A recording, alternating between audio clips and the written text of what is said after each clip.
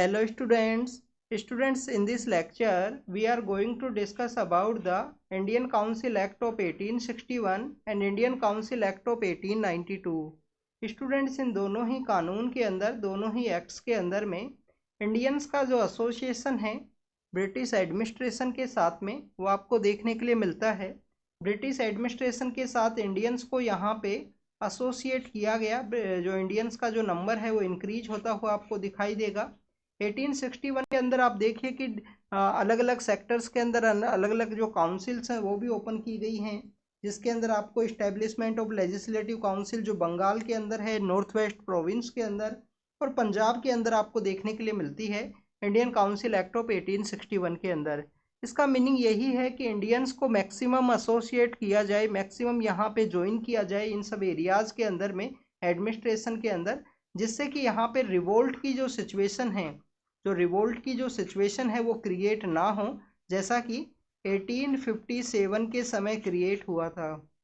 Students, just after the 1857 revolt, the act of good government act that came into existence in the 1858 और 1858 के act के अंदर में completely जो administration के जो चेंज हैं वो ले लिए गए। जो एडमिनिस्ट्रेशन के जो चेंज हैं वो लिए गए थे 1858 के एक्ट के समय। जैसे कि आपको जो गवर्नर जनरल ऑफ इंडिया हैं, जो गवर्नर जनरल ऑफ इंडिया हुआ सॉरी स्टूडेंट्स, जो गवर्नर जनरल ऑफ इंडिया हुआ करते थे उनको यहाँ पे वॉइस रॉय बना दिया गया और ये बेसिकली क्राउन को रिस्पॉन्सिबल हैं वॉइस रॉय यहाँ पे। इसके अलावा आप देखिए कि सेक्रेटरी ऑफ स्टेट की जो पोस्ट है वो क्रिएट की गई, 15 मेंबर्स की जो काउंसिल है वो बनाई गई। तो अलग अलग तरीके से एडमिनिस्ट्रेशन के पर्सपेक्टिव से जो चेंज है वो लाया गया था 1858 के गुड गवर्नमेंट एक्ट के थ्रू। इसके अलावा स्टूडेंट्स, अगर हम बात करें इंडियंस के एसोसिएशन के बारे में तो वो आपको 1861 के इस एक्ट के थ्रू देखने के लिए मिलता है, जिसके अंदर इंडियंस को एसोसिएट किया गया। तो अगर हम इस एक्ट के बारे में बात करें, 1861 के एक्ट के बारे में बात करें, तो कम्प्लीटली आप देखिए कि इंडियंस को किस तरीके से एसोसिएटेड किया गया। आप देखिए कि यहाँ पे जो रिप्रेजेंटेशन इंस्टीट्यूशन है, रिप्रेजेंटेटिव इंस्टीट्यूशंस हैं, उसके अंदर इंडियंस को लॉ मेकिंग प्रोसेस के अंदर ऐड किया गया। इंडियंस को जो लॉ मेकिंग प्रोसेस है, लॉ मेकिंग प्रोसेस के अंदर ऐड किया गया, जिससे कि मैक्सिमम यहाँ पे लॉ मेकिंग प्रोसेस अपने अकॉर्डिंग में जो लोकल जो इश्यूज हैं उनको डील किया जा सके, उसके अकॉर्डिंग में कोडिफिकेशन ऑफ लॉ किया जा सके। वॉइस रॉय के द्वारा कुछ इंडियंस को नॉन ऑफिशियल रूप में भी यहाँ पे नॉमिनेट किया गया, जो उनकी एक्सपेंडेड जो उनकी काउंसिल को उन्होंने एक्सपेंड किया था, उनकी वॉइस रॉय की काउंसिल के अंदर नॉन ऑफिशियल, आपको यहाँ पे पता होना चाहिए कि नॉन ऑफिशियल किया गया है, अभी ऑफिशियली आपको नहीं देखने के लिए मिलेगा। नॉन ऑफिशियल इंडियंस को एसोसिएट किया गया। इसके अंदर आपको 1862 के समय जस्ट आफ्टर द एक्ट आपको 3 इंडियंस देखने के लिए मिलते हैं कि जिन्हें लेजिस्लेटिव काउंसिल के अंदर नॉमिनेट किया गया था। वो हैं स्टूडेंट्स की राजा ऑफ बनारस की जो बनारस है, बनारस के जो राजा हैं, जिसे वाराणसी के नाम से भी हम जानते हैं, तो बनारस के जो राजा हैं महाराजा ऑफ पटियाला हैं, जो पटियाला पंजाब के अंदर है, महाराजा ऑफ पटियाला हैं। इसके अलावा आपको सर दिनकर राव हैं, महाराजा ऑफ पटियाला हैं, सर दिनकर राव हैं।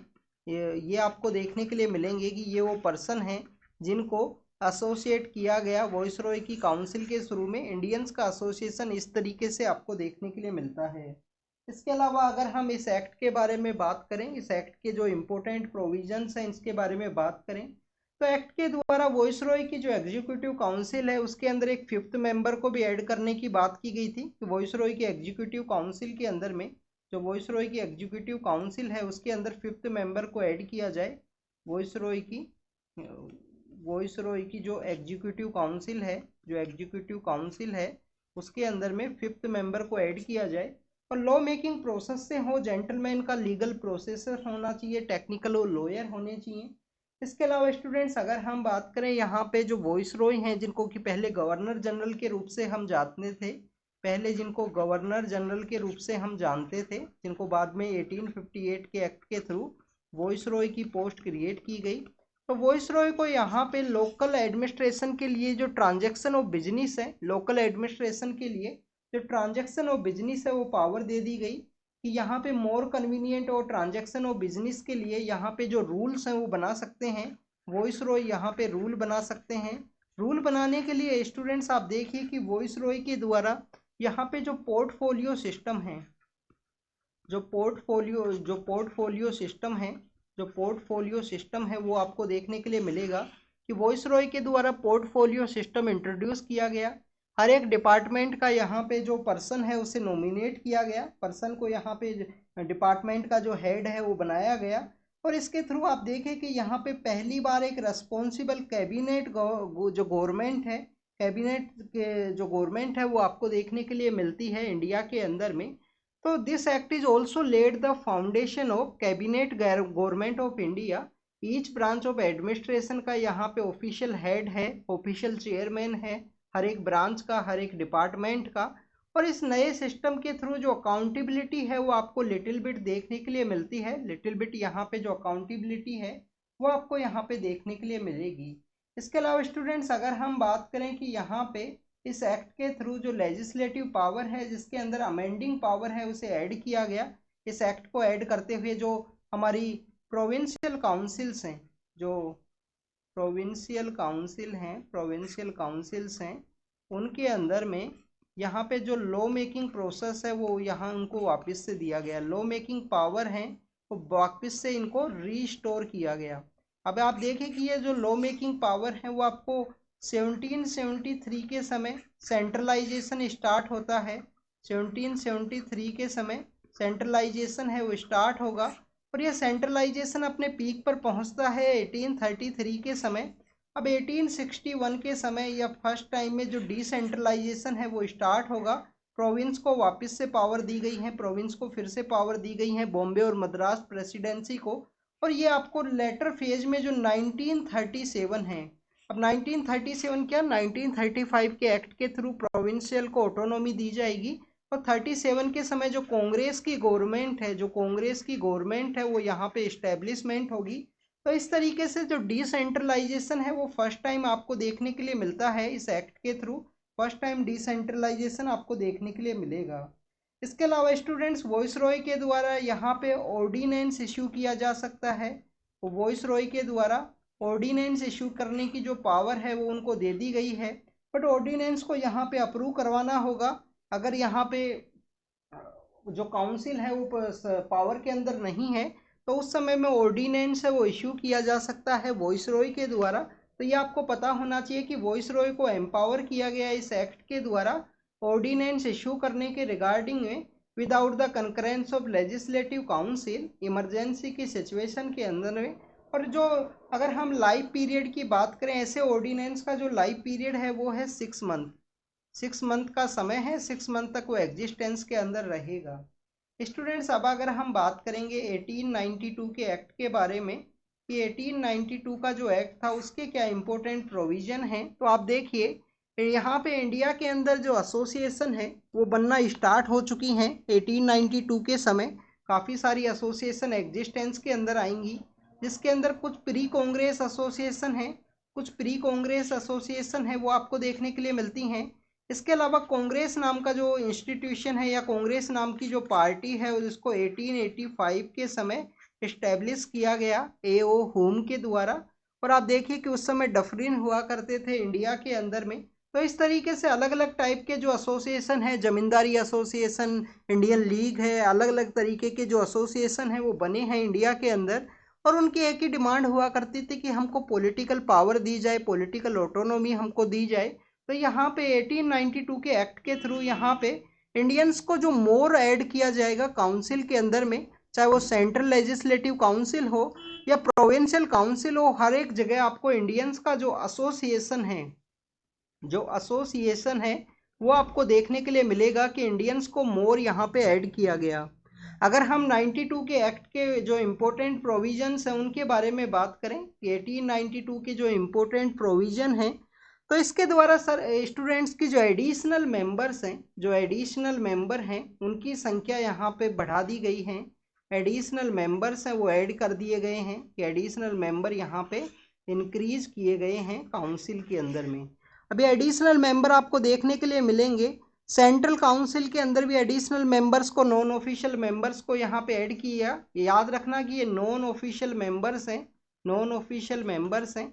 अब ये दोनों ही जगह किया गया है इनको, सेंटर के अंदर भी इनको किया गया और प्रोविंस के अंदर भी आपको देखने के लिए मिलता है कि प्रोविंस के अंदर भी और सेंटर के अंदर भी आपको दोनों ही जगह आपको देखने के लिए मिलेगा कि जो नॉन ऑफिशियल मेंबर्स हैं उनको ऐड किया गया और ऑफिशियल मेजोरिटी अभी यहाँ पे जो ऑफिशियल्स के पास में ही है, जो ब्रिटिश ऑफिसर्स हुआ करते थे उनके पास ही आपको देखने के लिए मिलती है। इसके अलावा स्टूडेंट्स अगर हम 1892 के एक्ट के जो इम्पोर्टेंट प्रोविजंस हैं उसके बारे में बात करें तो इस एक्ट के द्वारा जो फंक्शन है, लेजिस्लेटिव काउंसिल का जो फंक्शन है, जैसे कि पावर ऑफ डिस्कशन है, बजट का डिस्कशन है, क्वेश्चंस पूछने की जो पावर है, एड्रेस करने की जो पावर है एग्जीक्यूटिव को, ये पावर्स यहाँ पे दे दी गई। इंडियंस को लिटिल बिट जो यहाँ पे पावर है वो दी गई है। जैसे कि यहाँ पे फंक्शन के रिगार्डिंग में जो पावर है, फंक्शन के रिगार्डिंग की जो पावर है, फंक्शन के रिगार्डिंग में क्या पावर दी गई है, डिस्कशन। आप यहाँ पे डिस्कस कर सकते हो, बजट के अंदर में आप यहाँ पे बात कर सकते हो, ये सब यहाँ पे पावर है वो दे दी गई है लिटिल बिट फंक्शन के रिगार्डिंग में। फर्स्ट इंडियंस को यहाँ पे ज़्यादा से ज़्यादा ऐड किया गया। फंक्शन के अंदर डिस्कशन एंड बजट डिस्कशन की जो पावर है वो दी गई है इस एक्ट के थ्रू। इसके अलावा इसको स्टूडेंट्स यहाँ पे नॉमिनेशन किया जाएगा सम नॉन ऑफिशियल मेंबर्स का। कुछ नॉन ऑफिशियल जो मेंबर हैं, कुछ जो नॉन ऑफिशियल मेंबर्स हैं उनका आपको यहाँ पे नॉमिनेशन है वो देखने के लिए मिलता है इस एक्ट के थ्रू, ये किया गया। अब ये नॉन ऑफिशियल मेंबर कहाँ कहाँ पे ऐड किए जाएंगे, ये आपको सेंट्रल लेजिस्लेटिव काउंसिल, जो सेंट्रल लेजिस्लेटिव काउंसिल है, सेंट्रल लेजिस्लेटिव काउंसिल है, वहाँ पे आपको इनका जो नॉमिनेशन है वो देखने के लिए मिलेगा नॉन ऑफिशियल मेंबर्स का। इसके अलावा प्रोविंशियल लेजिस्लेटिव काउंसिल है। अब आपको देखिए कि सेंट्रल लेजिस्लेटिव काउंसिल में जब इनका नॉमिनेशन किया जाएगा तो वॉइस रॉय का रिकमेंडेशन होना चाहिए, जो वॉइस रॉय हैं उनका रिकमेंडेशन यहाँ पे होना चाहिए। प्रोविंशियल लेजिस्लेटिव काउंसिल के अंदर भी किया जाएगा यहाँ पे, बंगाल चैम्बर ऑफ कॉमर्स के अंदर देखने के लिए मिलेगा। तो आप देखिए प्रोविंशियल हैं, प्रोविंशियल हैं, इसके अलावा यहाँ पे आपको बंगाल जो चैम्बर ऑफ कॉमर्स है, बंगाल जो चैम्बर ऑफ कॉमर्स है, बंगाल जो चैम्बर ऑफ कॉमर्स है, वहाँ पे भी एसोसिएशन है वो देखने के लिए मिलेगा। ये लिटिल बिट यहाँ पे ऐड किया गया। इसके अलावा स्टूडेंट्स अगर हम बात करें प्रोविंशियल लेजिस्लेटिव काउंसिल में जिन लोगों को ऐड किया गया, जैसे सेंट्रल लेजिस्लेटिव काउंसिल में वॉइस रॉय की रिकमेंडेशन पे ऐड किया गया, तो प्रोविंस के अंदर में जो प्रोविंशियल जो लेजिस्लेटिव काउंसिल है वहाँ पे जो ऐड किए गए हैं non official members, provincial legislative council में इन लोगों को जो रिकमेंडेशन है, बेसिकली रिकमेंडेशन गवर्नर का आपको देखने के लिए मिलेगा कि गवर्नर का जो रिकमेंडेशन है उसी के बेसिस पे, गवर्नर का जो रिकमेंडेशन है उसी के बेसिस पे इनको ऐड किया गया। इसके अलावा स्टूडेंट्स आप देखिए कि गवर्नर की रिकमेंडेशन के अलावा आपको district board, municipality, university, trade association, जमींदार एंड जो चैम्बर ऑफ जो डिफरेंट डिफरेंट टाइप की जो कॉमर्स की जो चैम्बर्स हैं उनका एसोसिएशन, उनका जो रिकमेंडेशन है वो भी आपको देखने के लिए मिलेगा कि गवर्नर को बेसिकली यहाँ पे जो ट्रेड एसोसिएशन हैं, जो डिस्ट्रिक्ट बोर्ड हैं, उनके द्वारा रिकमेंड किया जाएगा और फिर गवर्नर के द्वारा रिकमेंडेशन पे ये जो प्रोविंस के अंदर जो नॉन ऑफिशियल्स ऐड किए गए हैं उनका रिकमेंडेशन आपको, उनका जो अपॉइंटमेंट है वो आपको देखने के लिए मिलेगा। स्टूडेंट्स अगर हम इस 1892 एक्ट के कुछ इंपॉर्टेंट प्रोविजंस की हमने देखा, इंडियंस को यहाँ पे ऐड किया गया। इसके अलावा आप देखिए कि फर्स्ट टाइम इस एक्ट के अंदर आपको लिमिटेड और इनडायरेक्ट जो प्रोविजन है जो इलेक्शन के, वो आपको देखने के लिए मिलेंगे, चाहे वो सेंटर के अंदर हो या प्रोविंशियल लेजिस्लेटिव काउंसिल के अंदर हो। अगर हम बात करें कि जो इलेक्शन वर्ड है, इलेक्शन तो यहाँ पे किया गया, चाहे वो किसी के रिकमेंडेशन पे किया गया हो, अपॉइंट किया गया हो, पर इलेक्शन जो वर्ड है, इलेक्शन वर्ड यहाँ पे नहीं यूज किया गया है, ये आपको पता होना चाहिए कि इलेक्शन वर्ड का जो यूज है वो नहीं देखने के लिए मिलता है। जो प्रोसेस जो कम्प्लीटली यहाँ पे नॉमिनेशन का जो प्रोसेस है उसके अंदर कुछ बॉडीज की रिकमेंडेशन की बात की गई है, जिसमें म्यूनिसिपैलिटी है, डिस्ट्रिक्ट बोर्ड है, चैम्बर ऑफ कॉमर्स हैं, जमींदारी एसोसिएशंस हैं, उन सब की रिकमेंडेशंस के ऊपर यहाँ पे लोगों को अपॉइंट किया गया है। बट कम्प्लीटली जो इलेक्शन वर्ड है वो यहाँ पे नहीं यूज किया गया है। ये 1892 के एक्ट के कुछ इंपॉर्टेंट प्रोविजन है जिसके बारे में हमने डिस्कस किया स्टूडेंट्स। तो स्टूडेंट्स ये 1861 एंड 1892 एक्ट के जो प्रोविजंस हैं उनको डिस्कस किया है।